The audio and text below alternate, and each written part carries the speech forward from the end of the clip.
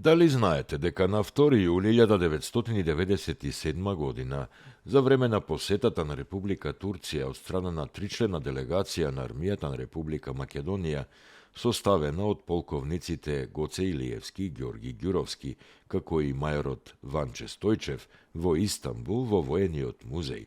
Мајорот Ванчо Стојчев го пронашол и го фотографирал легендарното Црешово топче, кое македонските востаници го користеле во времето на Илинденското востание во 1903 година. Топчето на 25 јули 2003 година било донесено во Република Македонија привремено, само за период од 3 месеци на чување, а по повод 100 годишнината од Илинденското востание.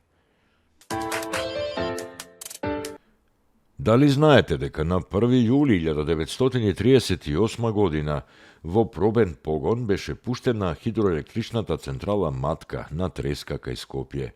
Во 1930 година градоначалникот на Скопје, Јосиф Михајловиќ, формирал комисија од истакнати стручни лица со цел да се најде извор на ефтина електрична енергија за градот Скопје. Комисијата предложила да се изгради брана на реката Треска, а следната година Банската управа ја прифатила иницијативата. Градежните работи на браната почнале во 1935 година, а хидроцентралата започнала со работа 3 години подоцна, со инсталиран капацитет од 4,2 мегавати. Браната е единствена ваква во светот во облик на лак, а прстените во неа се независни еден од друг. Најзаслужен за незината изградба е професор доктор Миладин Пекинар, идејниот автор, проектант и човекот кој вршел надзор на изградбата. Кога браната била готова, тој застанал на незиниот врв и извикал: "Ако отиде браната, нека отиде со неа и тој што ја замислил."